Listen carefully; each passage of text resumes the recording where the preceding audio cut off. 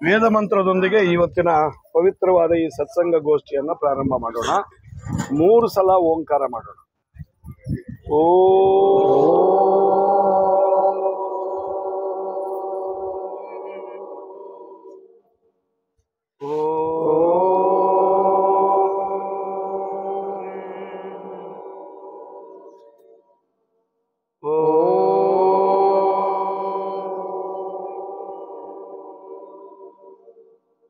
सहस्रशीर्षा पुरुषः सहस्राक्षः सहस्रपात् स्वभूयं विश्वतो ऋत्वा अत्यतिष्ठद्दशाङ्गुलम् पुरुष एवेदं सर्वं यद्भूतं यच्च भव्यं कृतामृतस्येषानः यदन्नेनातिरोहति येषावानस्य महिमा अथोऽध्यायांश पूरुषः विश्वभूतानि त्रिपादस्यामृतं दिवि एको देव सर्वभूतेषु गूढः सर्वव्यापी सर्वभूतान्तरात्मा कर्माध्यक्षः सर्वभूतानिवासः साक्षी केवलो निर्गुणस्य एको वशी निष्क्रियाणां बहूनाम् एकं बीजं बहुधा यः करोति तमाद्यस्थं ये पश्यन्ति धीराः तेषां सुखं शाश्वतं नेतरेषां तच्चं योरावृणीमहे गातुं यज्ञाय गातुं यज्ञपतये दैवी स्वस्तिरस्तु नः स्वस्तिर्मानुषेभ्यः ऊर्ध्वं जिगातु वेशजम् शं नो अस्तु द्विपदे सं चतुष्पदे ओम शांति शांति शांति. ಪ್ರತಿ ಅಣುವಿನಲ್ಲಿಯೂ ಚಲಿಸುತ್ತಿರುವ ಗುಪ್ತಚೇತನವೇ, ಪ್ರತಿ ಅಣುವಿನಲ್ಲಿಯೂ ಚಲಿಸುತ್ತಿರುವ ಗುಪ್ತಚೇತನವೇ, ಪ್ರತಿ ಪ್ರಾಣಿಯಲ್ಲಿಯೂ ಬೆಳಗುತ್ತಿರುವ ಗುಪ್ತ ಜ್ಯೋತಿಯೇ, ಪ್ರತಿ ಪ್ರಾಣಿಯಲ್ಲಿಯೂ ಬೆಳಗುತ್ತಿರುವ ಗುಪ್ತ ಜ್ಯೋತಿಯೇ, ಎಲ್ಲವನ್ನೂ ಒಂದನ್ನಾಗಿ ಸೇರಿಸುತ್ತಿರುವ ಗುಪ್ತ ಪ್ರೇಮವೇ, ಎಲ್ಲವನ್ನೂ ಒಂದನ್ನಾಗಿ ಸೇರಿಸಿರುವ ಗುಪ್ತ ಪ್ರೇಮವೇ, ನಿನ್ನೊಡನೆ ಒಂದಾಗಿಹೆನೆಂದು ತಿಳಿದಿರುವ ಪ್ರತಿಯೊಬ್ಬನೂ, ನಿನ್ನೊಡನೆ ಒಂದಾಗಿಹನೆಂದು ತಿಳಿದಿರುವ ಪ್ರತಿಯೊಬ್ಬನೂ, ಆ ಕಾರಣದಿಂದಲೇ ಇತರರೊಂದಿಗೂ ಕೂಡ ತನ್ನ ಐಕ್ಯತೆಯನ್ನು ಅರಿಯಲಿ, ಇತರರೊಂದಿಗೂ ತನ್ನ ಐಕ್ಯತೆಯನ್ನು ಅರಿಯಲಿ. ಶಾಂತಿ ಶಾಂತಿ ಶಾಂತಿ. ದಯವಿಟ್ಟು ಎಲ್ಲರೂ ಕೂತ್ಕೊಳ್ಳಿ.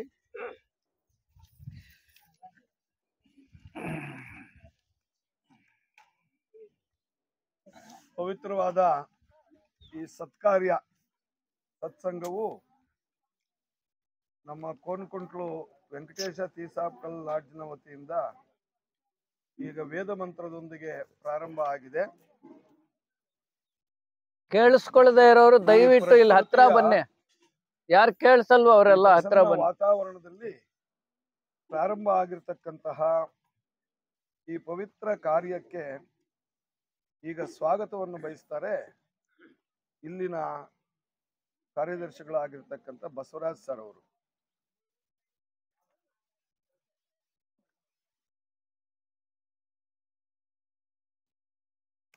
ಇವತ್ತಿನ ಕಾರ್ಯಕ್ರಮವು ನಮ್ಮ ಈ ನಮ್ಮ ಸೊಸೈಟಿಯ ಸ್ಥಾಪಕರಲ್ಲಿ ಒಬ್ಬರಾಗಿರ್ತಕ್ಕಂಥ ಶ್ರೀ ದಿವಂಗತ ವೇಮಾರೆಡ್ಡಿ ಅವರ ಸ್ಮರಣಾರ್ಥ ಅವರ ಮಕ್ಕಳಾದ ರಾಮಲಿಂಗಾರೆಡ್ಡಿ ಮತ್ತು ಸಹೋದರರು ಏರ್ಪಡಿಸಿರ್ತಾರೆ. ಈ ಇವತ್ತಿನ ಕಾರ್ಯಕ್ರಮಕ್ಕೆ ನಮ್ಮ ಸತ್ಯಕಾಮ ಲಾಡ್ಜಿನ ಶ್ರೀನಿವಾಸಪುರ ಸತ್ಯಕಾಮ ಲಾಡ್ಜಿನ ಅಧ್ಯಕ್ಷರಾದ ಮೇಡಮ್ ಸೋದರಿ ರತ್ನಾಕರಂ ಮಾಧವಿ ಅವರನ್ನು ಸ್ವಾಗತಿಸಲಾಗಿ ಅವರು ಹುಟ್ಟಿ ಬಂದಿರ್ತಾರೆ. ಅವರಿಗೆ ನಮ್ಮ ಸೊಸೈಟಿಯ ಪರವಾಗಿ ಹೃತ್ಪೂರ್ವಕ ಸ್ವಾಗತವನ್ನು ಬಯಸ್ತಾ ಇದ್ದೀನಿ. ಹಾಗೆಯೇ ಇವತ್ತಿನ ನಿರ್ದೇಶಕತ್ವವನ್ನು ವಹಿಸಿ ಕಾರ್ಯಕ್ರಮವನ್ನು ಸುಗಮವಾಗಿ ನಡೆಸಿಕೊಳ್ಳಲು ಅದೇ ಸೊಸೈಟಿಯ ಕಾರ್ಯದರ್ಶಿಗಳಾದ ಶ್ರೀ ಎ ವೆಂಕಟರೆಡ್ಡಿ ಅವರನ್ನು ಸ್ವಾಗತಿಸಲಾಗಿ ಕರೆಯಲಾಗಿ ಅವರು ಬಂದು ಇಲ್ಲಿ ಉಪಸ್ಥಿತರಾಗಿ ಕಾರ್ಯನಿರ್ವಹಿಸುತ್ತಾರೆ. ಬಂದಿದ್ದಾರೆ. ಅವರಿಗೆ ನಮ್ಮ ಹೃತ್ಪೂರ್ವಕ ಸ್ವಾಗತವನ್ನು ಬಯಸ್ತಾ ಇದ್ದೀನಿ. ನಮ್ಮ ಸೊಸೈಟಿಯ ಮಾಜಿ ಸೆಕ್ರೆಟರಿಗಳಾದ ಹಾಗೂ ರಾಮ 10 ಇದರ ನಿಮಿಷాలు పెట్టేయండి ಶ್ರೇಯೋಭಿಲಾಷಿಗಳಾದ చాలు నాకు ఇది ಎಂ. ಜಾಸ್ತಿ ಕೃಷ್ಣಪ್ಪಾಚಾರ್ಯ ಅವರು ಮ್ಯಾಟರ್ ఉంది సార్ ಇವತ್ತು ఇది నేను ಬಂದಿದ್ದಾರೆ. 1:30 ಗಂಟೆ ಈ ಕಾರ್ಯಕ್ರಮದಲ್ಲಿ ಅವರು ಸಹ ಭಾಗವಹಿಸಿ ಕಾರ್ಯಕ್ರಮವನ್ನು ಟೈಮ್ ಸುಗಮಗೊಳಿಸಲು ಲೇಟ್ ಅయింది ಅವರನ್ನು ఈత ಅವರಿಗೂ ಸಹ ನಮ್ಮ ಸೊಸೈಟಿಯ ಪರವಾಗಿ ಹೃತ್ಪೂರ್ವಕ ಸ್ವಾಗತವನ್ನು ಬಯಸ್ತಾ ಇದ್ದೀನಿ. ಹಾಗೆಯೇ ನಮ್ಮ ಸೊಸೈಟಿಯ ತುಂಬ ಜಾಗೃತಿಯಿಂದ ನಮ್ಮ ಈ ಸೊಸೈಟಿ ಇಂಪ್ರೂವ್ಮೆಂಟ್ಗೆ ಎಷ್ಟು ಬೇಕೋ ಅಷ್ಟು ಒಂದು ಉತ್ಸುಕತೆಯಿಂದ ನಮಗೆ ಏನು ಬೇಕು ಅಂದರೆ ಸಾಕು ಅದೆಲ್ಲ ತಂದು ಕೊಡ್ತಾ ಇದ್ದಾರೆ. ಅವರು ಎಲೆ ಮರಿಯ ಕಾಯಿ ಇದ್ದಾರೆ. ನಮ್ಮ ಲಕ್ಷ್ಮೀಶ ಮತ್ತು ಸೋದರಿ ಪದ್ಮಾ ಅವರಿಬ್ಬರು ಈ ಕೆಲಸಗಳಲ್ಲಿ ಯಾವಾಗಲೂ ತೊಡಗಿಸ್ಕೊಳ್ತಾ ಇದ್ದಾರೆ. ಇದೇ ಸೊಸೈಟಿ ಅಂತಲ್ಲ, ಬೇರೆ ಎಲ್ಲ ಸೊಸೈಟಿಗಳಿಗೂ ಎಲ್ಲಿ ಅವಶ್ಯಕತೆ ಏನಿದೆಯೋ ಅದನ್ನು ಪೂರೈಸ್ತಾ ಬರ್ತಾ ಇದ್ದಾರೆ. ಅವರಿಗೆ ನಾವು ಯಾವ ವಿಧದಲ್ಲಿ ಅವ್ರಿಗೆ ನಾವು ಇದು ಹೇಳಿದ್ರು ನಾವು ಸಾಗುದು. ಅವರಿಗೆ ನಮ್ಮ ಸೊಸೈಟಿ ಪರವಾಗಿ ಇವತ್ತಿನ ಕಾರ್ಯಕ್ರಮಕ್ಕೆ ನಾವು ಹೃತ್ಪೂರ್ವಕವಾಗಿ ಸ್ವಾಗತವನ್ನು ಬಯಸ್ತಾ ಇದ್ದೀವಿ. ಆಯ್ತು ಸರ್. ಹೌದು, ಬೇರೆ ಸೊಸೈಟಿಗಳಿಂದ ಬಂದಿರತಕ್ಕಂಥ ಸೋದರಿಯರು ಎಲ್ಲರಿಗೂ ನಾನು ಹೃತ್ಪೂರ್ವಕವಾಗಿ ಚಿಂತಾಮಣಿ ಹಾಗೂ ಶ್ರೀನಿವಾಸಪುರದಿಂದ ಬಂದಿದ್ದಾರೆ.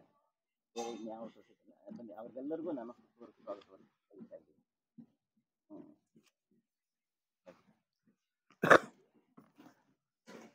సార్ మీరు మధ్యలో ఒక హింట్ ఇస్తే ఎంత ఆఫ్ చేస్తాను, కట్ చేస్తాను.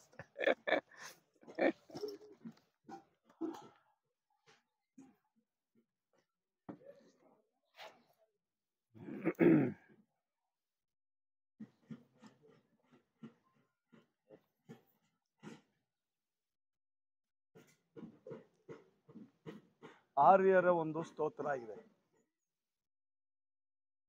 ಮನಸ್ಸೇಕಂ ವಚಸ್ಸೇಕಂ ಕರ್ಮಣ್ಯೇಕಂ ಮಹಾತ್ಮನ. మనస్సన్యత్ వచస్సన్యత్ కర్మణ్యన్నత్ దురాత్మన. దాని అర్థం ఏమిటంటే మనం ఇక్కడ సమావేశమైండేది పవిత్రమైన గురువుల కార్యానికి.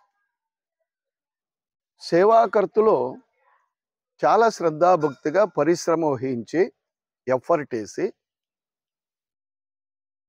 దైవ కార్యము, గురు కార్యము, యజ్ఞ కార్యము, జ్ఞాన కార్యము చేపేయాలనే సత్సంకల్పం వచ్చింది కదా. ఆ సంకల్పం వస్తే చాలు గురువుల చూపు, భగవంతుని చూపు మన కుటుంబం పైన, మన పైన పడిపోతుంది. ఒక సత్కార్యం చేయాలా అని నువ్వు సంకల్పించినప్పుడే అర్థం కార్యం అయిపోయినట్ల. చేసేటప్పుడు తొందరలు కావచ్చు, విఘ్నాలు రావచ్చు, ఇప్పుడు కరెంట్ లేకుండా పోవచ్చు, శుద్ధి లేకుండా పోవచ్చు, లోపల బయట ఎట్లుండదు. కానీ మనోశుద్ధి చాలా ముఖ్యము. మనోశుద్ధి, ఆత్మశుద్ధి ఇది చాలా ముఖ్యము. నేను ఎందుకంటా ఉన్నానంటే కొంచెం డిస్టర్బ్ 10:30కి కావాల్సి ఉన్నాయి. ఎందుకంటే ఆశ్రమం బయట ఉంది, ఎన్నెన్నో అడ్డి ఆతంకాలు ఉన్నాయి, ఇంకా కొన్ని అడ్డి ఆతంకాలు ఉన్నాయి. అవైన తర్వాత సరిపోతాయి. అవంతా భౌతిక అడచండలు, ఫిజికల్ ఆప్టికల్స్ అవంతా. కానీ నువ్వు ధైర్యం పెట్టుకుంటే, సంకల్పం పెట్టుకుంటే, స్ఫూర్తి పెట్టుకుంటే, ఉత్సాహం పెట్టుకుంటే కార్యం అవుతుంది. ఆంజనేయుడు అనుమానం పడా, నేను ఒక కోతి, నేను ఒక వానరుడు. సాక్షాత్ పరమాత్ముడైన రాముని సేవ చేసి జగన్మాత సీతను తీసుకొచ్చి రామునికి ఇచ్చేంత గొప్పోడా నేను అని అనుమానం పడా. కానీ రాముడు లక్ష్మణుడు ఇచ్చినట్ల ఒక విశ్వాసము, నమ్మకము, ధైర్యము సుగ్రీవుడు తన పైన పెట్టినట్ల ఒక పెద్ద నమ్మకాన్ని ఉడుపుకోవాలా అని వెళుతాడు. వెళితే మధ్యంలో సముద్రంలో అనేక రాక్షసులు అడ్డయితారు. వాడిని పరీక్ష పెట్టిన తర్వాత వాళ్ళు అంటారు, నువ్వు ఎంతటి వాడో నీతో పరీక్ష పెడదామని పెట్టుకుంటాం కానీ మైనాకుడు అంటాడు, మైనాక పర్వతముని, మీ తండ్రి వాయుదేవుడు నేను ఫ్రెండ్సు, నీతో పరీక్ష చేద్దాము అని చెప్పి కొంచెం నీకు ట్రబుల్ ఇస్తే కూర్చో, పండ్లు పలహారాలు తెస్తాను, యు ఆర్ మై గెస్ట్, నువ్వు నా అతిథి, కొంచెం అతిథి సత్కారం చేస్తాను, దీన్ని తినేసి వెళ్ళు అంటే అతడు ఒక మాట అంటాడు, no rest no guest. Guest లేదు, రెస్టు లేదు. ఎవరు తెలుసునా, నేను ఎంతటి వాడో, నాతో నమ్మి ఒక రామ కార్యాన్ని పంపించినారు.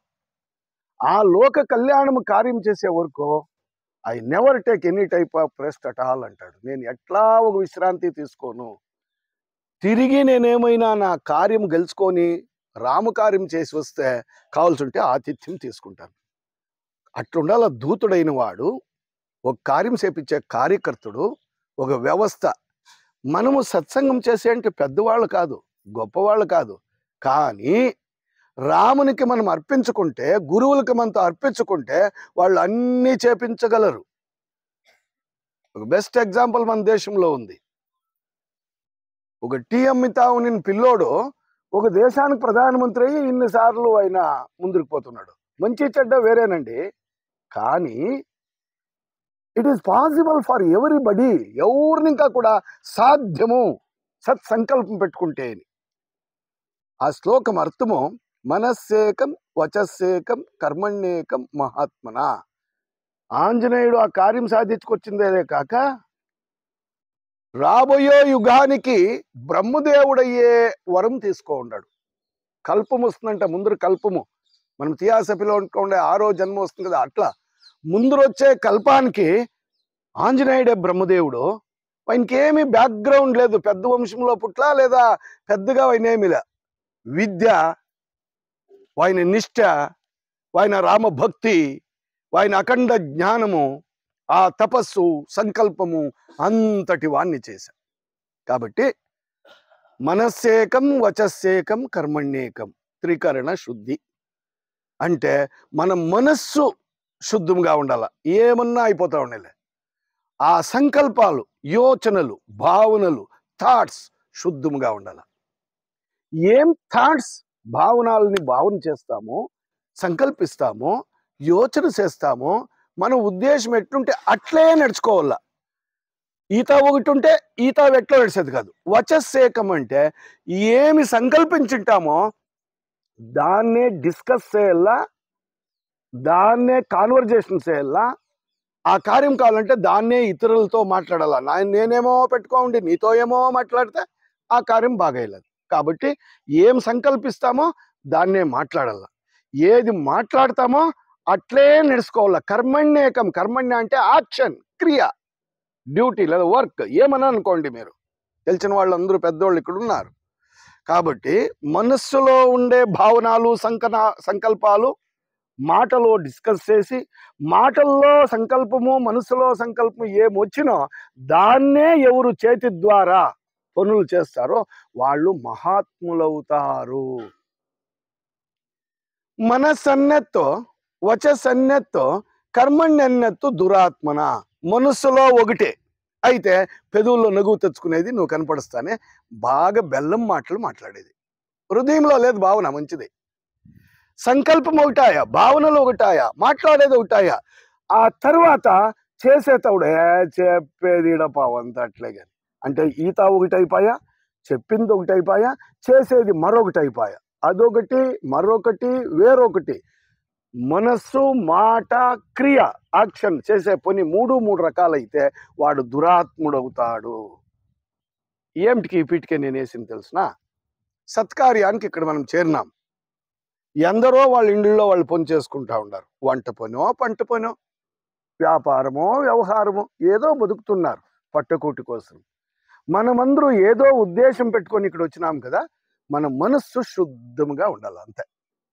ఏ వద్దు ఆబ్జెంట్. యావ దాంట్లో ఆబ్జెంట్? ఇంటి పనిలో ఆబ్జెంట్, వంట పనిలో ఆబ్జెంట్, పంట పనిలో ఆబ్జెంట్, డ్యూటీలో ఆబ్జెంట్.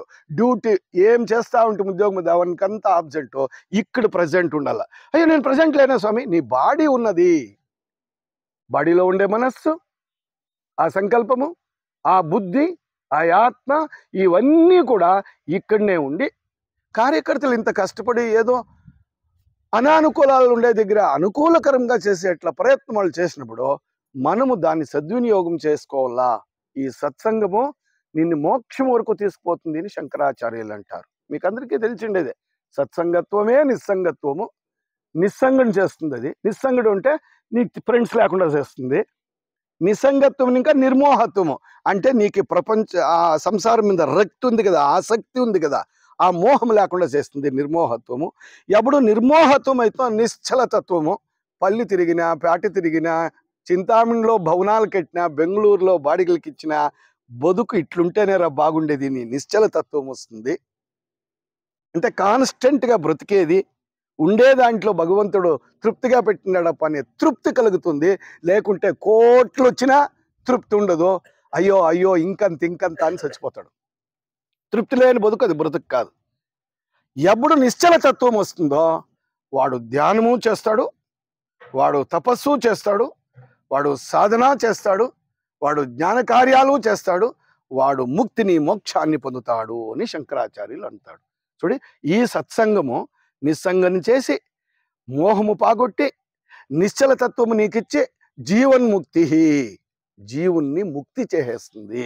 లేకుండా పోతే వచ్చిపోతా ఉండాల.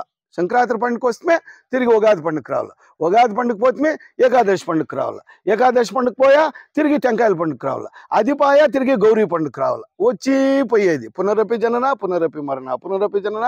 ఎలా అంటే తెలుసుకోవాలా, బాగుందిరా అనుకుంటమే కానీ, పొంగల్ కిందంత చట్నీ వేపించుకుంటమే కానీ దీని గురించే ఆలోచన అయిపోయా. సంసారము రక్తి, ప్రపంచ వ్యామోహము, దీంట్లపైన ఆసక్తి, లౌకిక ఆసక్తి, పారలౌకిక ఆసక్తి లేదు. దీన్నే ఆ శంకరాచార్యులు తప్ప ఈ విచారాలు తెలుసుకోండి రాని. అటువంటి విచారాలు చెప్పే సత్సంగ గోష్ఠి ఈ పొద్దు ధార్మిక జీవనము అని పెట్టుకోవడం. ధార్మిక జీవనము అంటే ధర్మబద్ధమైన జీవనం. ధర్మబద్ధమైన జీవనం అంటే నువ్వు ఏది చేస్తే ఇతరులకు హింస కలుగుతుందో, తొందర కలుగుతుందో ఆ పని చేయకూడదు. ఏది చేస్తే నీకు మంచిదో, నీ అక్కపక్క వాళ్ళకి మంచిదో, నీ బంధువులకి మంచిదో, నీ లోకానికి మంచిదో దాన్ని చేస్తే అది ధర్మకార్యం. ఇంతే తెలుసుకోవాల్సినది. సింపుల్గా, టైం లేదు, కొంచెము అర్ధగంట 3/4 గంట తినేస్తుంది. మీరు తినలా, అదే తినుకున్నా ఏమైనా తెల్లా కానీ నేను అందుకే చెప్పింది. కాబట్టి ధార్మిక జీవనము అంటే అది మన ఊపిరిగా తీసుకోవాలి. అక్కడ పోతా ఉంటాము, ఎవరిదో తొందర, అక్కడ ఎవరో బాధపడి ఒక 1000 రూపాయలు పారేసుకొని పోయినారు. అది ఎత్తుకుంటే ఇది నాదా, నా కష్టమా, నా చెమట ఊడ్చి నేను సంపాదించిండేదా కాదు. ఈ గెనుము నేను దున్నితే వానికి తొందర అవుతుంది, నేను అక్కడ ఉండకూడదు.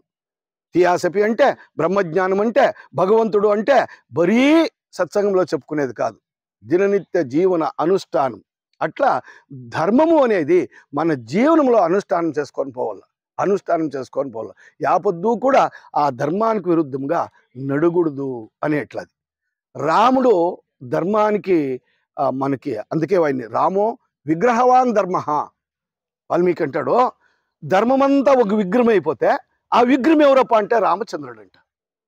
అంటే ఎప్పుడు ఎట్లా నడుచుకోవాలా అని వాని జీవితం చూస్తే చాలు మనకు తెలుస్తుంది.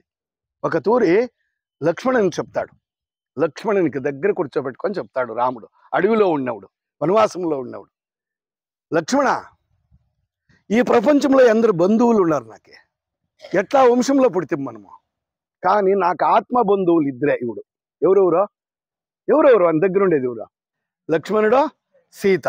లక్ష్మణుడు సీత ఆత్మబంధుడు. నువ్వు బరీ నాకు అంటే నాకు అన్నదమ్ముడే కాదు, నా చుట్టము, నా బంధువు, నాకు స్నేహితుడు, నాకు కష్టం వచ్చినప్పుడు గురువు, అన్ని రీతిలుగాను నన్ను కాపాడుతాడు. నీకంటే ఆత్మబంధువు ఎవరూ లేరు. సకలము వదిలి నీ జతలో ముండులు తొక్కుతాను, నీ జతలో కష్టం పడతాను వచ్చిండే సీత నాకు ఆత్మబంధువు. అయితే ఒక మాట చెప్పున్నా, మనం ఎట్లు బ్రతకల్లా అని. నువ్వేమో ఎగరలేస్తువి, భర్తని క్యాలి అల్లా కైకా చెప్పినట్లు ఎలా నడుచుకోవాలా, నువ్వు పెద్దోడు కదా, రాజ్యం కట్టుకొని తండ్రి మాట ఇచ్చినాడు.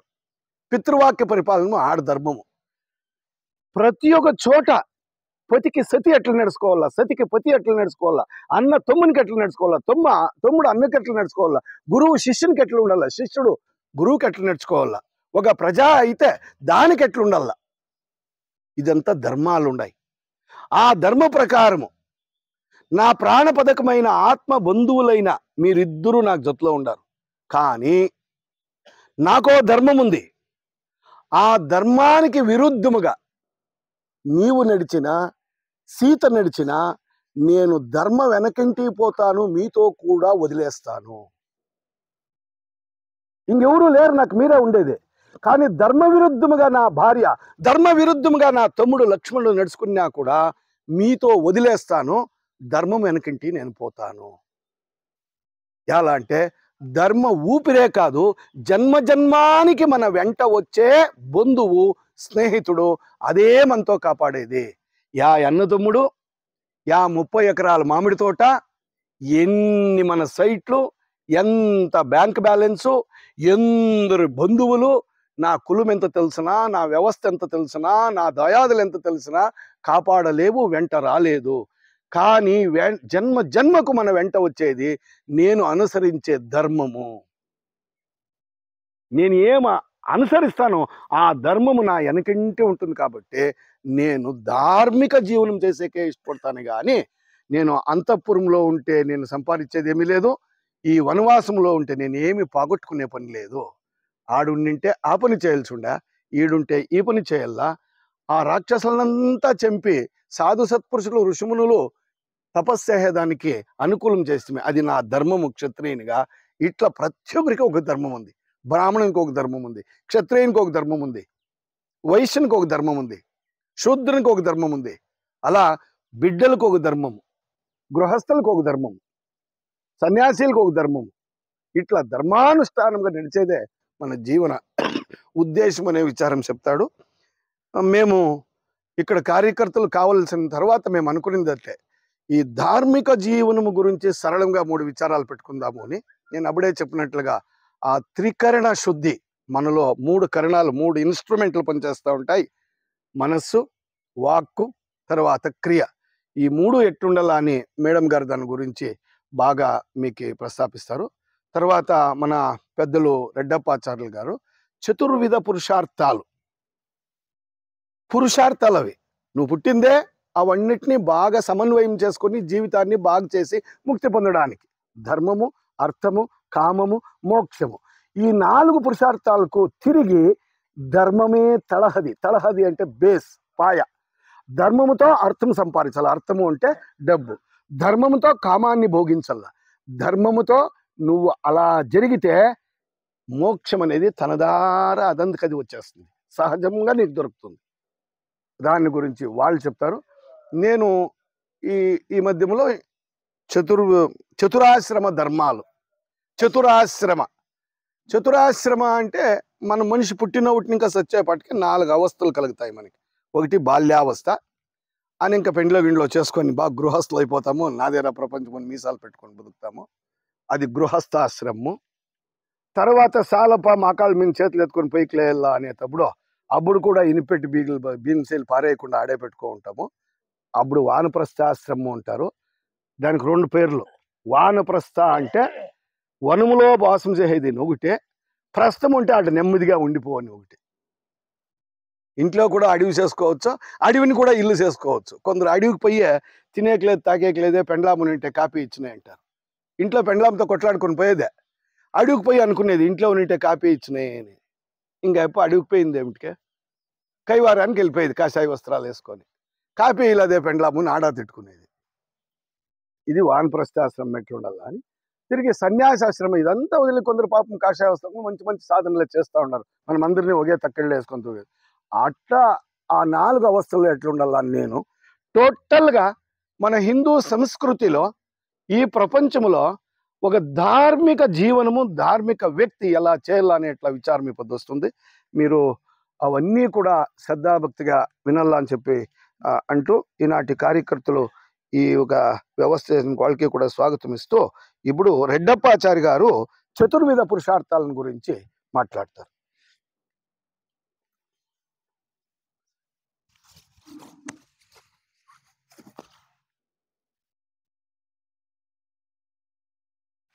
అందరికీ నమస్కారము.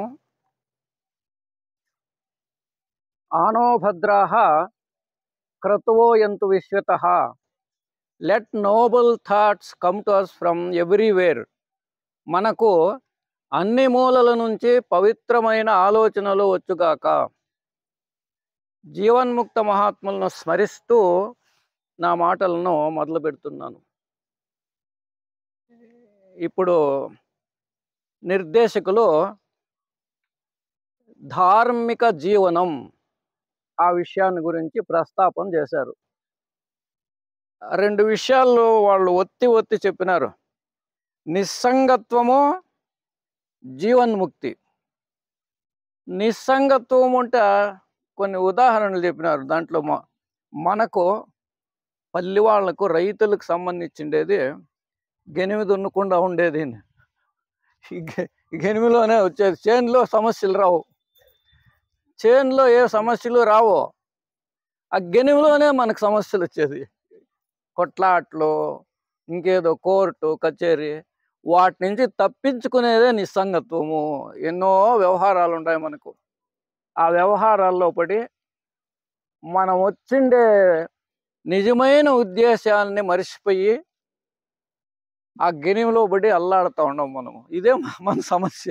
దాని నుంచి ఆ సంఘాన్ని తప్పించుకునేదే, ఆ సంబంధాన్ని తప్పించుకునేదే. అంటే ఈ వ్యవహారిక ప్రాపంచిక విషయాలు వాటినే కట్టుకొని సదా దాని చింతనలోనే ఉండి ఈ జన్మంతా ముగించుకొని ఇంకో జన్మకు పోయి ఆ జన్మలో మళ్ళీ ఆ గెనింపు సమస్యలు తెచ్చుకొని ఈ సమస్యల్లోనే మన జీవితాలు గడిచిపోతూ ఉన్నాయి. దాన్ని తప్పించుకోండప్ప. అట్లా తప్పించుకోవాలని మన కడపటి గురి ఏమిందంటే జీవన్ముక్తి. ఆ జీవన్ముక్తి అంటే ఈ పుట్టేది సచ్చేది, పుట్టేది సచ్చేది వ్యవహారము, ఈ కష్టము దుఃఖము వాటినన్నిటినీ తప్పించుకొని భగవంతునిలో చేరిపోయేదే జీవన్ముక్తి. దాన్ని సంపాదించుకునేదే మన ముఖ్యము, మన ఉద్దేశము, ముఖ్యమైన ఉద్దేశము. అట్లా జీవన్ముక్తిని సంపాదించుకోవాల్సింటే, నిస్సంగత్వాన్ని పరిపాలన చేయాల్సింటే, నిస్సంగత్వాన్ని మనము తెచ్చుకోవాల్సింటే దానికి ముఖ్యమైనది ధార్మిక జీవనము. నేటి విషయం అదేనే. ఆ ధార్మిక జీవనాన్ని నడపాల్సింటే 4 పురుషార్థాలు చెప్పినారు. 4 పురుషార్థాలు. ఆ 4 పురుషార్థాలు గురించి నేను మీ ముందు ఆ విషయాన్ని ఉంచబోతున్నాను. ఇక ధర్మము ఎందుకు కావాలంటే, వేదాలు ఉపనిషత్తులు ఏం చెప్తాయంటే ధర్మ కీర్తి ద్వయం స్థిరం. మన జీవితంలో మన వెనకంటే వచ్చేది ధర్మము, మనం చేసిండే ధర్మము, మనం నడుచుకుంటే ధర్మమైన జీవనము, మనం సంపాదించుకుంటే కీర్తి. అవి రెండే స్థిరంగా నిలుచుకుంటాయి. అవి రెండే మమ్మల్ని జీవన్ముక్తి సాధనకు తోడ్పడతాయి. అందుకోసమే పెద్దలు ఏం చెప్పినారంటే అస్థిరం జీవనం లోకే. ఈ జీవనము, ఈ లోకము, ఈ ప్రాపంచిక విషయ భోగాలు అస్థిరము అంటే స్థిరం కాదు, అవి శాశ్వతం కాదు. అస్థిరం యౌవనం ధనం. మన ఆయుస్సు, మన యౌవనము, యౌవనం అంటే బాగా మంచి వయసులో ఉండేది, అది కూడా శాశ్వతం కాదు. ధనము శాశ్వతం కాదు. అస్థిరం యౌవనం ధనం. అస్థిరం దారపుత్రంచ. భార్య బిడ్డలు స్థిరం కాదు. భార్య బిడ్డలు ఏమైనా ఈ జన్మానికి సంబంధం అంతే. ముందర జన్మములో వాళ్ళెవరు మనమెవరు, మనకు వాళ్ళకి సంబంధం ఉండదు. అది స్థిరం కాదు. స్థిరమైనది ఏదప్ప అంటే ధర్మ కీర్తి ద్వయం స్థిరం. ఈ రెండే స్థిరంగా ఉంటాయి. దానికి ముఖ్యంగా థియాసఫీ వాంగ్మయం చెప్పేదంటే కీర్తి కూడా పాటుపడదు తప్ప, కీర్తి కూడా వద్దు, అదే వద్దు. ధర్మం ఒకటే. ధర్మ జీవనము మమ్మల్ని ఆ జీవన్ముక్తి తట్టు తీసుకుపోతుంది అనే థియాసఫీ ముఖ్యమైన విషయము మనం తెలుసుకునేది. థియాసఫీ జ్ఞానం అంటే అదేనే. ఇక చతుర్విధ పురుషార్థములు. 4 పురుషార్థం అంటే ఏమి? పురుషార్థం అంటే ఒక వ్యక్తి జీవితంలో పొందవలసిన అథవా సంపాదించవలసిన సాధన, చేయవలసిన సాధన. పురుషార్థం అంటే ఓ మానవుడు. పురుషుడు అంటే మగవాడే కాదు, ఇక్కడ పురుషుడు అంటే జీవుడు, ఒక వ్యక్తి. ప్రతి వ్యక్తినో తన జీవితంలో సంపాదించుకోవాల్సిందేట్లా అర్థము, సంపాదన, అదేనే పురుషార్థము అంటే. ఇవి 4 విధాలు చెప్పినారు. పురుషార్థాలు 4 అంటే ధర్మము, అర్థము, కామము, మోక్షము. ఇక ముఖ్యంగా ధర్మము అంటే ఏమి, దాన్ని అర్థం చేసుకుంటే మనము వేరే అర్థమవుతాయి. అర్థము, కామము, మోక్షము అనేది బాగా అర్థమవుతుంది మనకి. ఈ 4 ధర్మ, అర్థ, కామ, మోక్ష, ఈ 4 పురుషార్థాలు ఎక్కడ తెలుసుకునేది, మానవుడు ఎక్కడ తెలుసుకునేది? వయసు అయిన తర్వాత ఇట్లా వచ్చి సంఘ సంస్థల్లో కూర్చొని వింటే అప్పుడు ఏదైనా ఉపయోగం అవుతుందా? అట్లా కాకుండా ఈ 4 పురుషార్థాలను ఎక్కడ తెలుసుకోవాలంటే బాల్యంలోనే తెలుసుకోవాలి. చిన్న వయసులోనే తెలుసుకునే పద్ధతి ఉంది. ఎక్కడ చిన్న వయసులో అంటే స్కూల్లో ఈ 4 విషయాల గురించి పిల్లలకు శిక్షకులు తెలియజేయాలి. వెనుకటి కాలంలో గురుకులాలు అని ఉండేవి. గురుకులాలు, ఆ గురుకులాల్లో ఈ 4 విషయాలనే బోధన చేసేది. దాంట్లోనే ఆ 4 విషయాల్లోనే ధర్మ, అర్థ, కామ, మోక్ష, ఆ 4 విషయాల్లోనే వేదాలు, ఉపనిషత్తులు, భగవద్గీత, భాగవతము అన్నీ దాంట్లోనే వచ్చేది.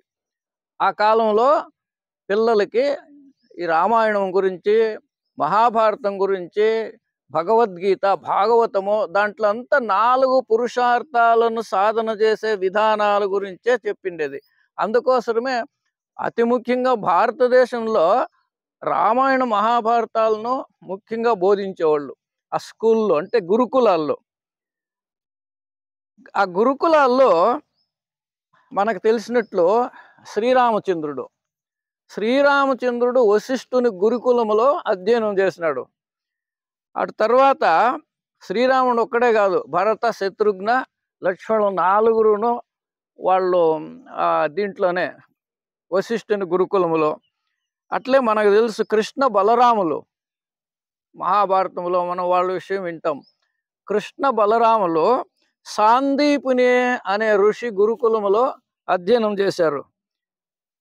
అటు తర్వాత లవకుశులు వాల్మీకి గురుకులంలో అధ్యయనం చేశారు. అక్కడంతా వాళ్ళు నేర్చుకునింది ఈ 4 పురుషార్థాలను గురించే, ధర్మము, అర్థము, కామము, మోక్షము, దాని గురించే తెలుసుకునింది. ఇక ప్రహ్లాదుని గురించి మనకందరికీ తెలుసు. ప్రహ్లాద చరిత్ర అంటే అందరికీ అందుబాటులో ఉండేది, మనం బాగా తెలుసు మనకు ఆ కథ. ప్రహ్లాదుడు కూడా గురుకులంలో చదువుకున్నాడు. అతడు గురుకులం నుంచి ఇంటికి వచ్చిన తర్వాత ప్రహ్లాదుని తండ్రి హిరణ్యకశిపుడు ప్రహ్లాదంతో అడుగుతాడు, ఏం నాయనా నీవు ఇన్నాళ్ళు, అంటే 12 ఏండ్లు గురుకులంలో ఉండేట్లా సందర్భం ఉండేది. ప్రతి చిన్నవాడు 12 ఏండ్లు గురుకులంలో అధ్యయనం చేయాల్సిండే కాలం అది. 12 ఏళ్ళ నుంచి నీవు గురుకులంలో నేర్చుకున్నావు కదా, మీ శిక్షకులు నీకేం నేర్పించారు, నీవు అక్కడేం నేర్చుకొచ్చావు అని ప్రశ్నేశాడు. అప్పుడు ప్రహ్లాదుడు చెప్తాడు, చదివించిరి నన్ను గురువులు చదివితి ధర్మార్థ ముఖ్య శాస్త్రంబులు నే చదివినవి గలవు పెక్కులు చదువులలో మర్మమెల్ల చదివితి తండ్రి అనే ప్రహ్లాదుడు హిరణ్యకశిపునికి చెప్తాడు. చదివించిరి నన్ను గురువులు, వాళ్ళు నాతో బాగా చదివించినారు. నేనేం చదువుకున్నానంటే ధర్మ, అర్థ, కామ, మోక్షాన్ని ఎలా సంపాదించాలో నేను అక్కడ చదువుకున్నాను. అంతేకాదు నే చదివినవి గలవు పెక్కులు, ఇంకా అనేక శాస్త్రాలను గురించి చదివినాను. తర్కశాస్త్రము, వ్యాకరణ శాస్త్రము, వేదాంతము, అన్ని విషయాల గురించి నేను అక్కడ చదివాను. చదువులలో మర్మమెల్ల, చదువుల్లో ఏమేమి మర్మాలు ఉన్నాయో వాటినన్నిటినీ గురుకులంలో నేను నేర్చుకొచ్చాను అని ప్రహ్లాదుడు హిరణ్యకశిపునికి చెప్తాడు. ఆ కాలంలో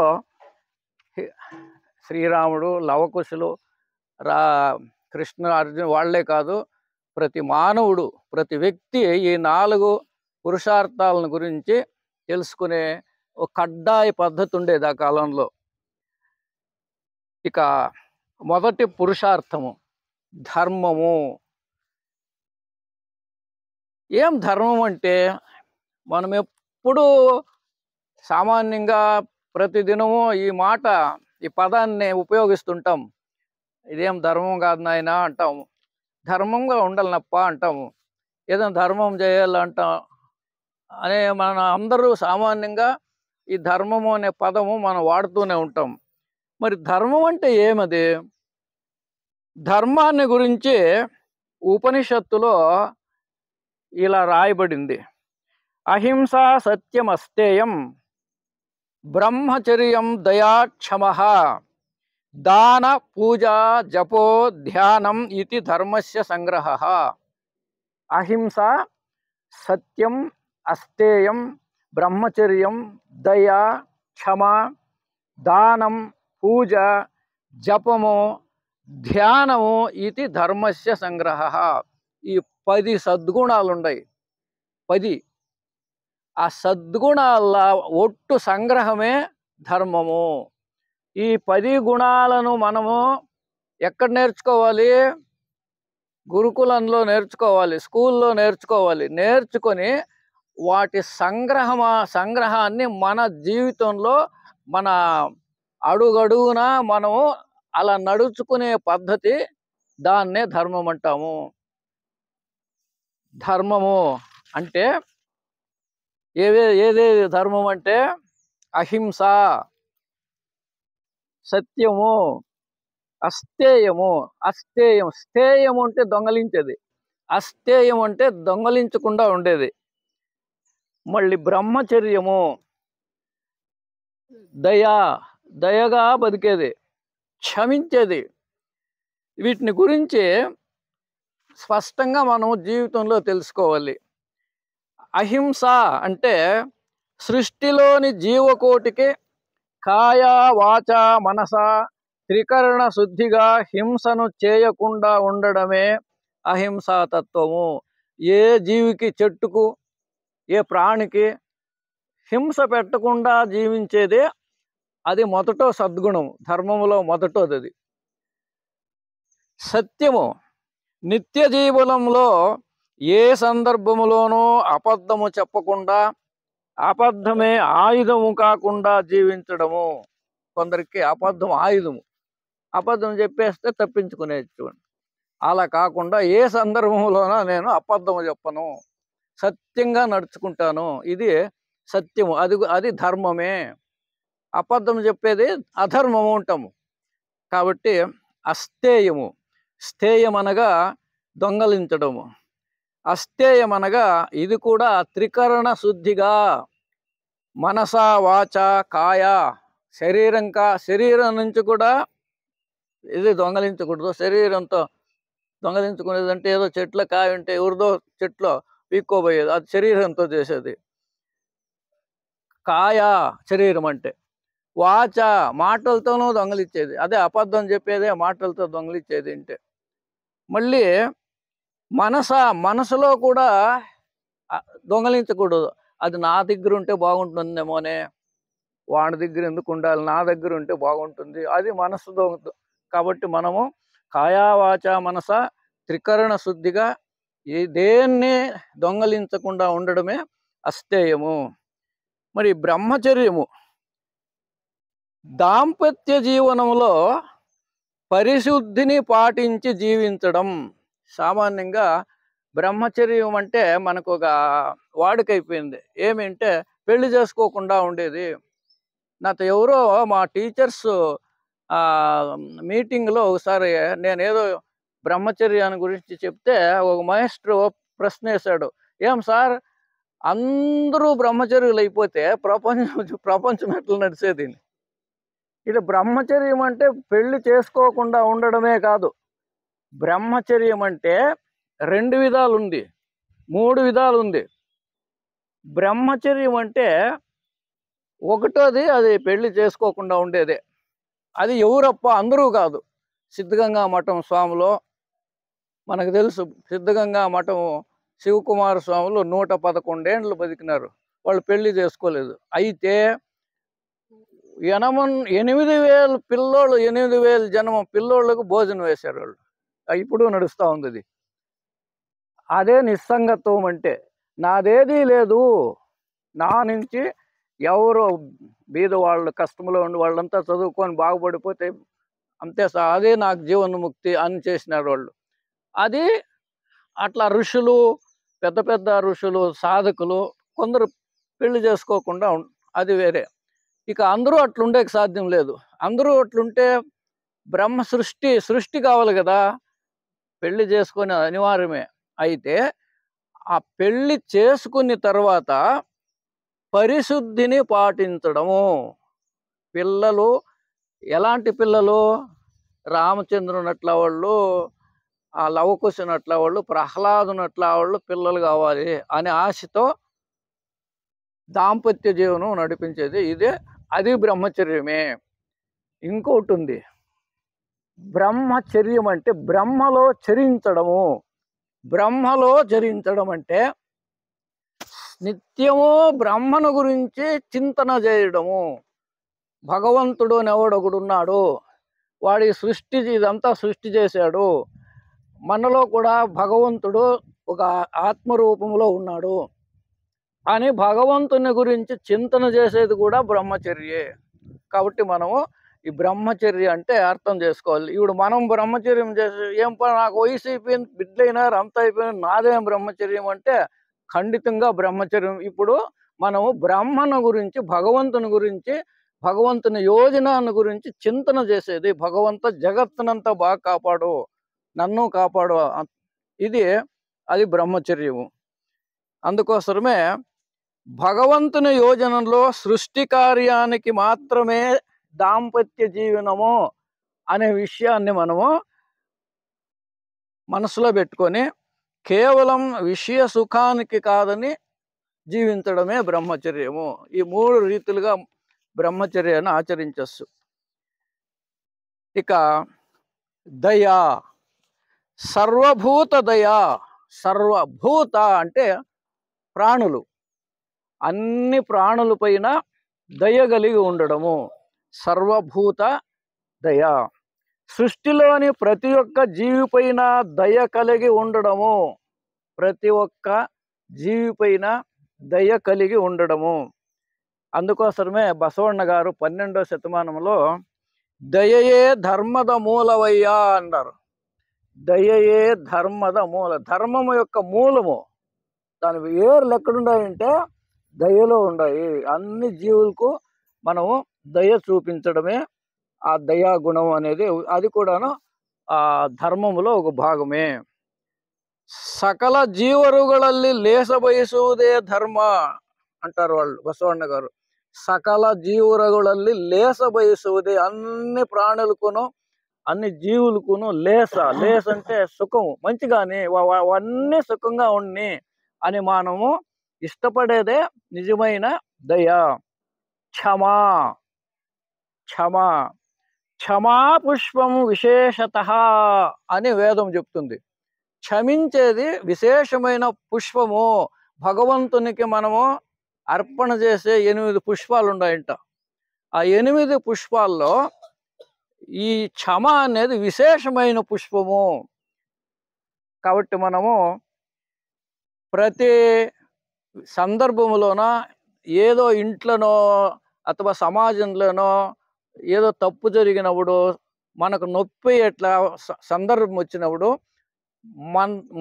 మనము ఇతరులను క్షమించేది అది పెద్ద ఒక మనం భగవంతునికి అర్పించే పుష్పము. కాబట్టి మనము ఆ క్షమా గుణాన్ని పెంచుకోవాలి. స్నేహితులు అథవా ఇంట్లో భార్య అథవా భర్త మధ్య ఏదో గొడవలు వస్తాయనుకోండి, అప్పుడు పర్వాలేదు అనేస్తే పోతుంది. అది క్షమాగుణం. స్నేహితులు కొట్లాడుకుంటారు ఒక్కోసారి, మరుసనాడు ఆ స్నేహితుని క్షమించేయాల.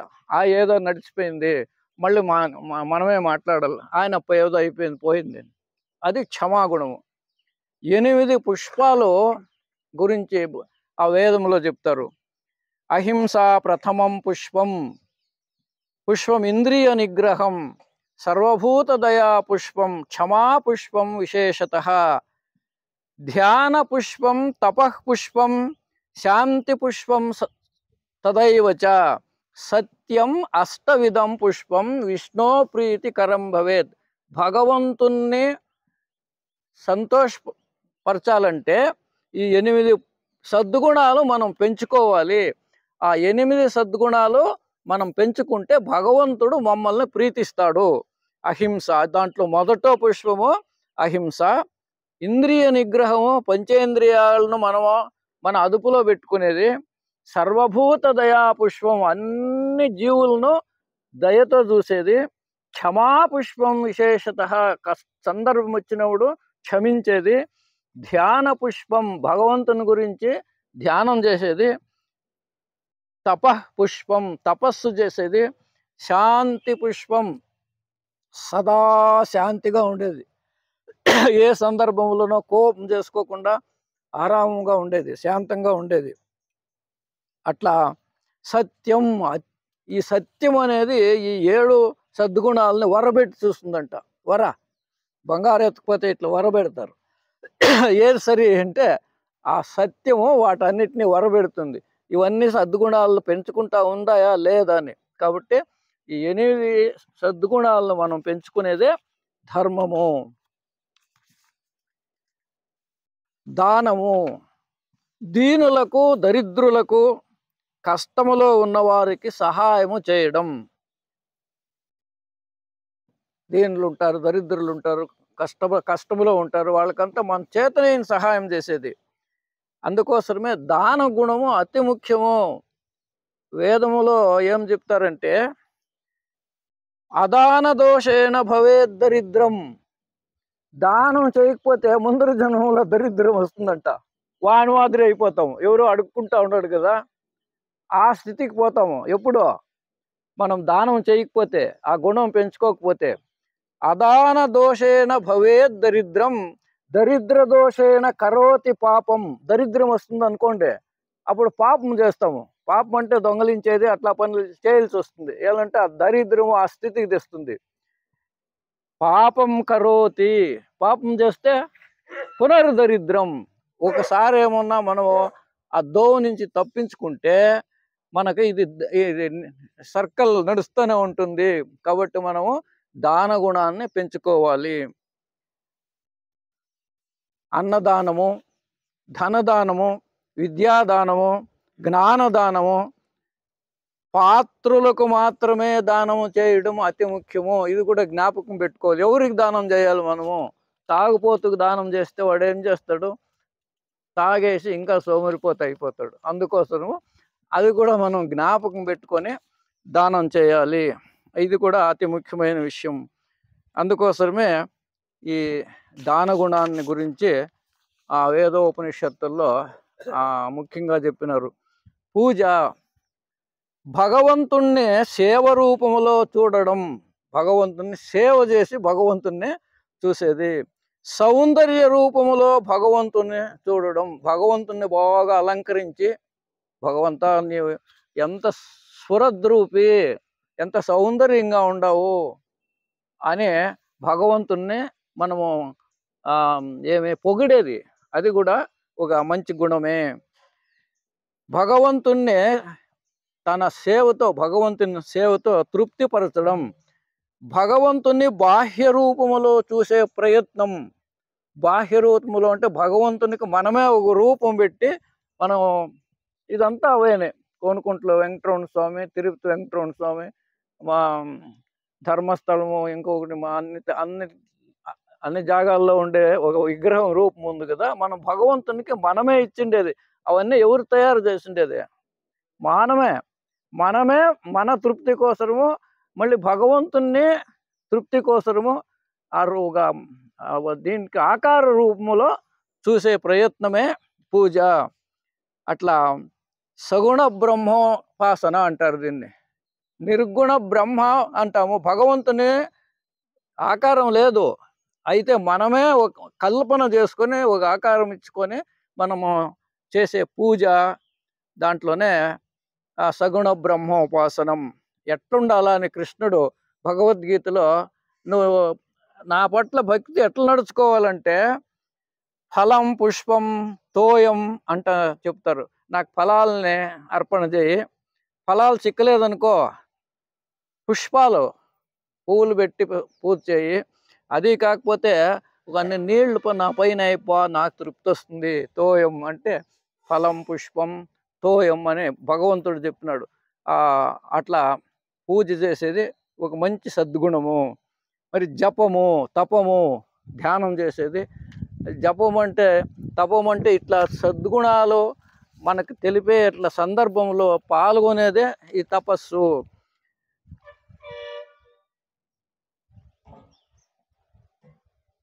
హోమాదులు మంత్రఘోషములతో భగవంతుని వివిధ అంశాలను ఆహ్వానించు ప్రయత్నము గాయత్రి జపము, ఉపాసన, బ్రహ్మోపాసన అంటారు.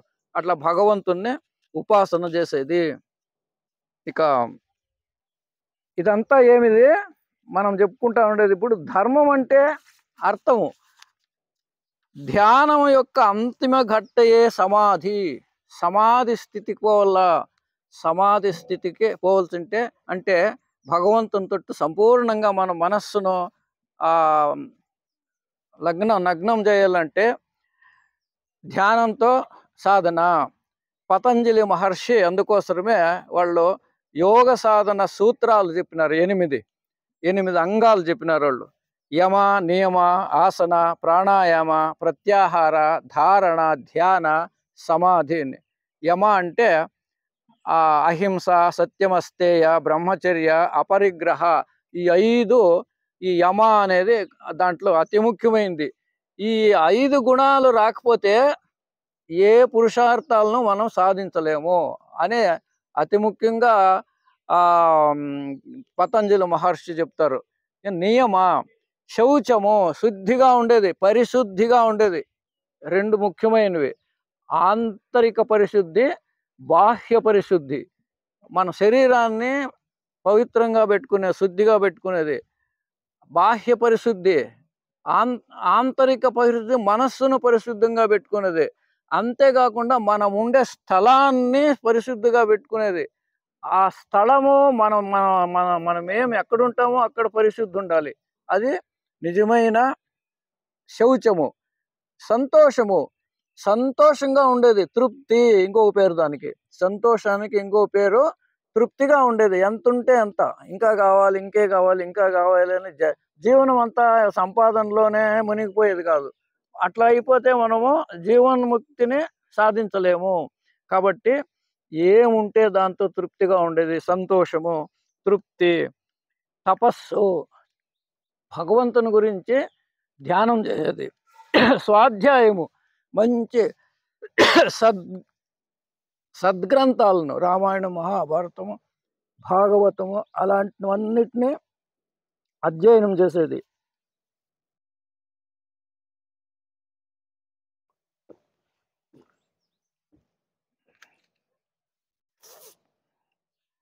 ఈ యమ నియమాల విషయంగా సోదరు ఐకే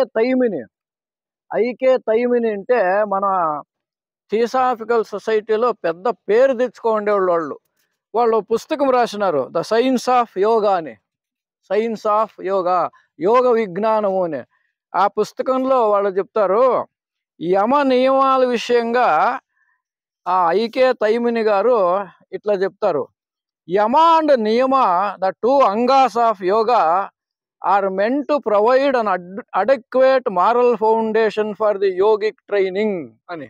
అంటే అష్టాంగ యోగముల యొక్క మొదటి 2 అంటే యమ నియమాలు, అహింస, సత్యమస్తేయ, బ్రహ్మచర్య, అపరిగ్రహ, శౌచ, సంతోష, స్వాధ్యాయ, తపస్సు, అవి ఈ 10 అంటే 2 అవి అష్టాంగ యోగము యొక్క మొదటి 2 అంగములు, యమ నియమములు.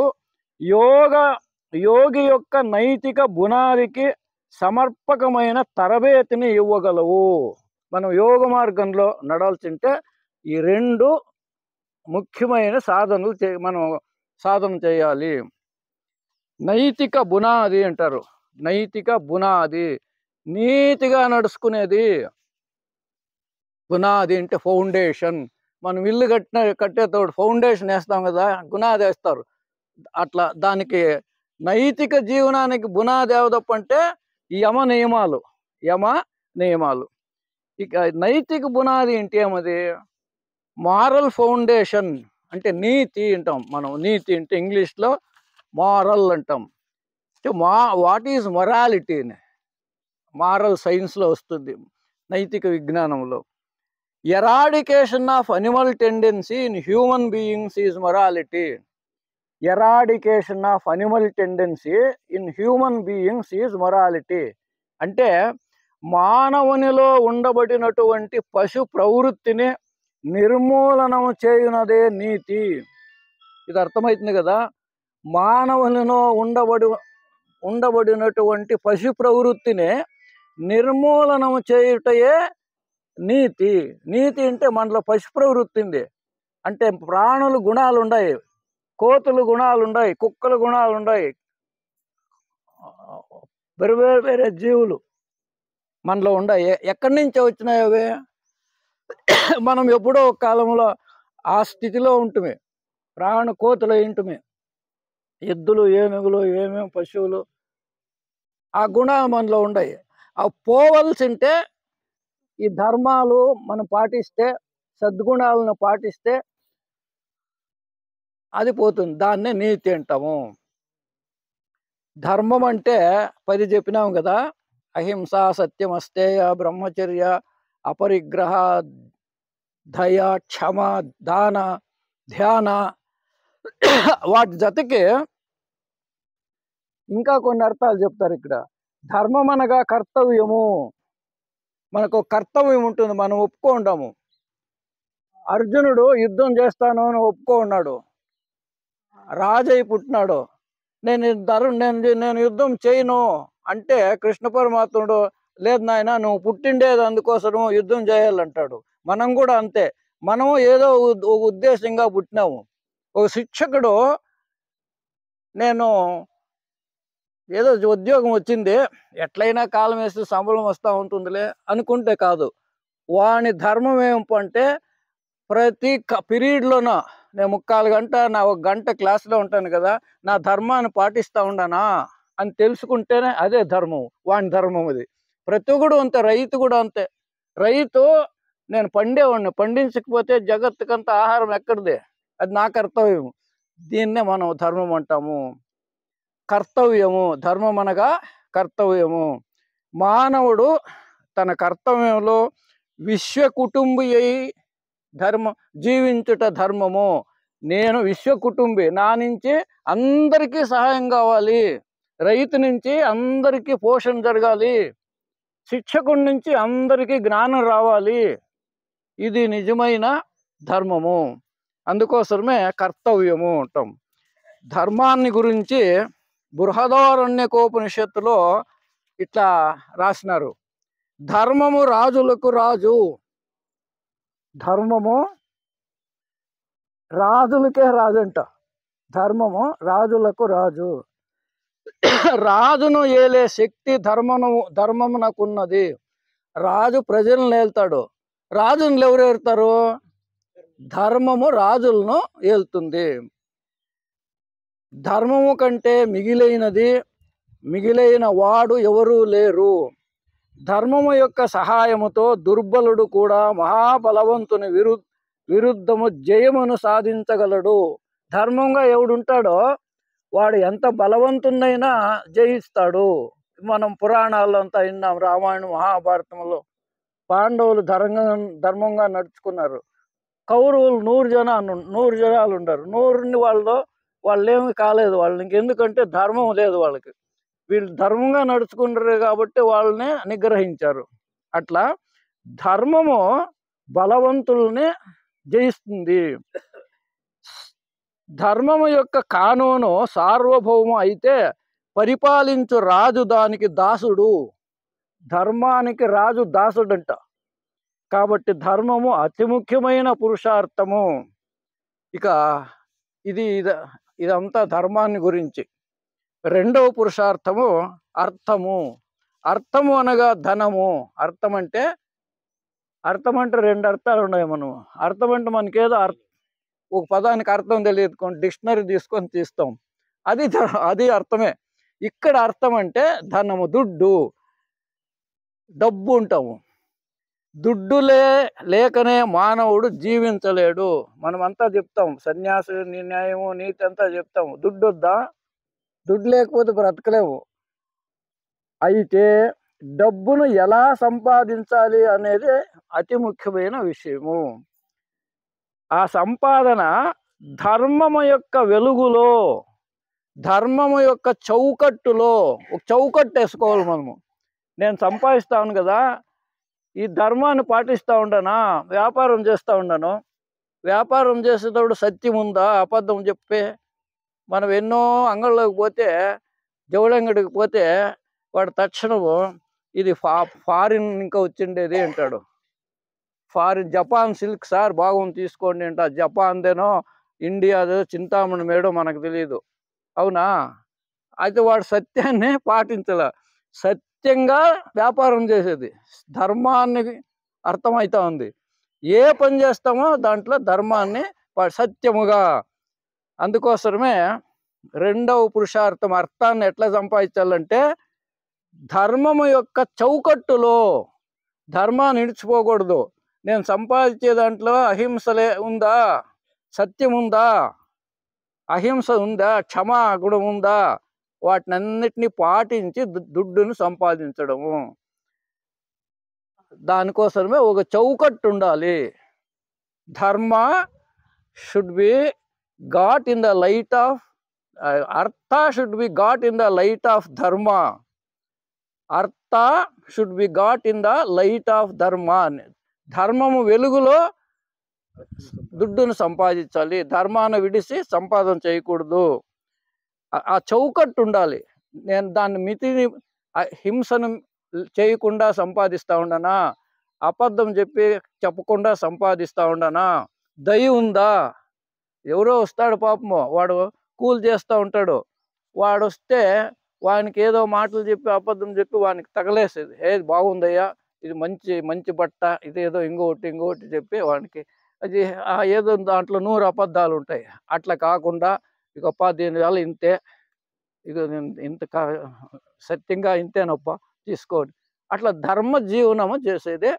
ధర్మంగా జీవనం చేస్తూ సంపాదించేది దాన్ని రెండవ పురుషార్థం అర్థము ఉంటాం. అట్లా హింసను పాటించకుండా సత్యంగా మనము దయతో సంపాదన చేసేది. రాజు సర్కారమునకు పన్ను ఎలా చేయాలి అన్న విషయాన్ని మనుస్మృతిలో ఉంది. పన్ను అంటే ట్యాక్స్ ఎట్లా కలెక్ట్ చేయాలా అని మనుస్మృతిలో చెప్పినారంట. ఎట్లంటే వ్యవసాయదారులు బీదవాళ్ళ నుంచి అధికారులు వారి శక్తిని మీరి పన్ను వసూలు చేయకూడదు. ఇక్కడ వ్యవసాయదారులకి ఎంత గౌరవం ఇచ్చినారు వాళ్ళు మనుస్మృతిలో. పంట పెట్టేవాడయ్యా, భోజనం వేసేవాడు, వాడి దగ్గర హెచ్చు ట్యాక్స్ వసూలు చేయొద్దండి అని మనుస్మృతిలో రాసినారంట. కాబట్టి మనము అదంతా మనం జ్ఞాపకం పెట్టుకోవాలి. ఆవు దూడ మరియు తుమ్మిగా ఎట్లు కొంచెము నొప్పి లేకుండా తమ ఆహారాన్ని పొందగలదో అలాగా అధికారులు పన్నును వసూలు దయతో చేయాలి. 2 విషయాలు చెప్పినారు.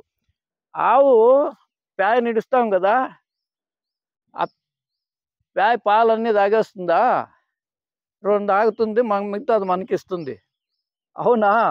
అట్లుండల్లా సర్కారమో రాజో ట్యాక్స్ వసూలు చేస్తే కొంచెంగా వసూలు చేయాలంతే. అంతేకాకుండా తుమ్మిగా పూల పైన కూర్చుంటాయి కదా, అది పువ్వుకి ఏమన్నా తొందరిస్తుందా? ఏ కష్టం పెడకుండా దాంట్లో ఉండే ఏంటి మధురాన్ని, అంటే ఆ నెక్టార్ అంటాం ఇంగ్లీష్లో, దాన్ని పుష్పానికి ఏ నొప్పి ఉండకూడదు. అట్లా నొప్పి లేకుండా సర్కారు కావచ్చు, రాజు కావచ్చు, ట్యాక్సులు వసూలు చేయాలి. ఇదే ధర్మం అంటే. ఇది ఇట్లైనా సంపాదన అంటే అర్థం. అంటే ఇంకా ఆవు దూడ పాలు తాగే తోడు ఆ ఆవుకి ఏమన్నా తొందర పెడుతుందా? తొందర పెట్టకుండా తల్లికి తొందర లేకుండా పాలు తాగుతుంది అది. ఇవన్నిటినీ పాటించి ఆ అర్థ జ్ఞానం ఉంటే వాడు డబ్బు సంపాదించేటప్పుడు ఆ 9 జ్ఞాపకం వస్తే, ఆ పెయి జ్ఞాపకం వస్తే వాడు నీతిగా బ్రతికే, నీతిగా సంపాదన చేసేట్ల అవకాశం ఉంటుంది. కాబట్టి వడ్డీ వసూలు చేసేటప్పుడు ఇది పెద్ద సమస్య. మనమంతా చూస్తుంటాం. ఎంతప్ప వడ్డీ అంటే 100కి 3 రూపాయలు. ఇంకా ఒకడు ఉంటాడు 5 రూపాయలు. వాడికి కష్టం వస్తే, ఇంకేదో తొందర వచ్చింది అనుకోండి, వానికి తెలుస్తుంది ఇప్పుడైతే ఈయన దగ్గర బాగా వసూలు చేయొచ్చు, 5 రూపాయలప్ప, నేను ఎక్కడనో తెస్తాను, నేను 4 రూపాయలకి తెస్తాను, నీకు 5 రూపాయలకి ఇస్తాను. ఇది రెండూ అబద్ధమే. ఇది సత్యమైన జీవనం కాదు. కాబట్టి ఇది మనం నిత్య జీవనంలో చూస్తూ ఉండేది. ఇది ఏదో పురాణంలోనూ ఇంకేదో హరికథలో చెప్పే మాట కాదు. మనం చూస్తున్నాం ఎట్లా డబ్బులు వసూలు చేస్తారో, వడ్డీ వసూలు చేస్తారో. వాడు వడ్డీ కట్టేవాడు ఎంత కష్టపడతాడు, ఇది కూడా మనం అర్థం చేసుకోవాలి. దానికోసమే మనము అర్థాన్ని ఎలా సంపాదించాలో అని. ఇక దయ, దాక్షిణ్యము, అనుకంపము అట్లా మనం చెప్తాం. ప్రతి సంపాదనకారుడు ధన సంపాదనలో ధర్మాన్ని పాటించాలి, దయను పాటించాలి. ఉదాహరణకు వ్యాపారి, లాయరు, కోర్టులకు పోయి ఉండేవాళ్ళకి తెలుస్తుంది కష్టము. వాడు లాయరు హీరింగ్ వేస్తే ఈసారి కాలేదప్ప, ముందరికి వేయించిన్నాను, ఇంకా ముందరికి వేయించిన్నాను, వాడు జీవితాంతం ఇట్లా దబ్బుతానే ఉంటాడు, వసూలు చేస్తూనే ఉంటాడు. లాయరు మనకు బాగా తెలుసు. వాడు అబద్ధం చెప్పేదే నేను ఒకసారి ఎవరినో ఓ జడ్జిని అడిగినాను, సార్ నా అనుభవంలో most of the lawyers have become liars అని. ಹೆಚ್ಚುగా వాళ్ళు అబద్ధమే చెప్పేదే వాళ్ళకి. ఈడు పై తప్పు చేసి ఉండేవాడు పోతాడు కదా, వానికంటే లాయరే ಹೆಚ್ಚుగా అబద్ధం చెప్పేది కోర్టులో. వాడు ఈయనతో చెప్పిస్తాడు, వాడో చెప్తాడు.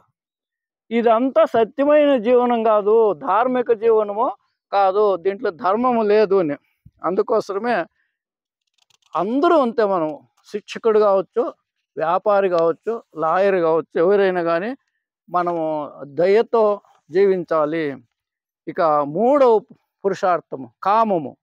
కామము అంటే ఆశ. కామం అంటే ఆశ.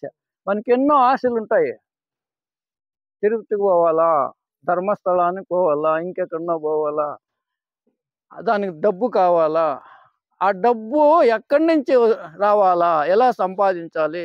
అన్యాయం చేసి సంపాదించిన డబ్బు ఖర్చు పెట్టి తిరుపతికి పోతావా? తిరుపతికి పోయి దాంట్లో మళ్ళీ అక్కడ ఉండి ఉంటుంది.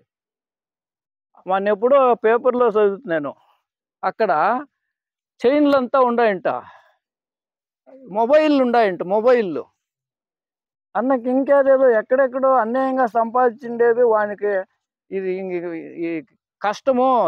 ఈ మొబైల్ దొంగలించినాను, దీన్ని ఎట్లా వాడుకునేది రాదో, దాన్ని ఆన్ చేసేది రాదు అంటే తిరుపతి వాడిని దాంట్లోకి వేసేస్తాడంట వాడు. ఇవన్నీ మనం వింటున్నాం, పేపర్లో చదివితే. మన ఎప్పుడో చదువుతున్నాను. అట్లా కాకుండా మన ఆశని ఎట్లా తీర్చుకోవాలంటే, మొదటోది ధర్మము. ధర్మము మూలకంగా సంపాదించుకుంటాం కదా, ఆ డబ్బు ఖర్చు పెట్టి మనం ఆశలను తీర్చుకోవాలి.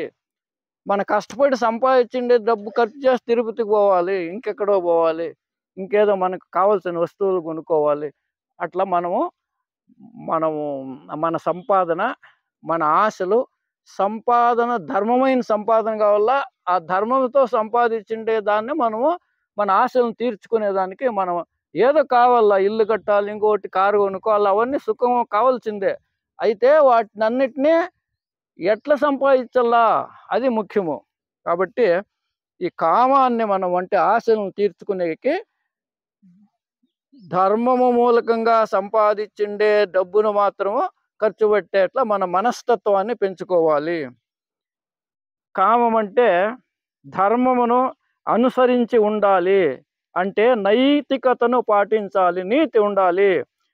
పశువు లాంటి కామము కాకూడదు. పశువుకు ఆశ ఉంటుంది, అదేనా ధర్మాన్ని పాటిస్తుందా? మృగమా? మనం కూడా అట్లా కాకూడదు. మనం మానవులు కాబట్టి మనము ధర్మాన్ని పాటించి మన ఆశలు తీర్చుకోవాలి. ధర్మము యొక్క ఆధారంతో గడించిన అర్థాన్ని మాత్రమే వేయించాలి. ఇక కడపటిది మోక్షము. మోక్షము అంటే ముక్తి అంటాము. మోక్షము అనగా ఇట్లా చెప్తారు వేదములో. మోక్షం అనగా మానవుడు ప్రాపంచిక బంధముల నుండి విడిపించుకొని, ప్రాపంచిక బంధాలంటే మన సంపాదనలు, మన వ్యవహారాలు, మన జీవితాలు, వాటి నుంచి విడిపించుకొని జనన మరణ చక్రము నుండి విడుదల పొంది పుట్టడము, సావడము, పుట్టడము అలా కాకుండా తాను ఎక్కడి నుండి వచ్చాడో అక్కడికి, అంటే పరమాత్మలో లీనమైపోవడమే మోక్షము. భగవంతుడు మమ్మల్ని సృష్టించి పంపించాడు. మనం ఇక్కడంతా ఈ 4 పురుషార్థాలను సాధించి మళ్ళీ భగవంతునిలో చేరిపోవాలి. దీన్నే మోక్షము అంటాము. ఇక మోక్ష సాధనకి 4 ప్రధాన మార్గాలు చెప్పబడినాయి. 4 మార్గాలు చెప్పినారు. మనం ఈ మోక్షాన్ని సాధించాల్సింటే, ధర్మ జీవనాన్ని చేయాల్సింటే. జ్ఞాన మార్గము, సత్యమును తెలుసుకోవడము, దాని ద్వారా మోక్ష ప్రాప్తి.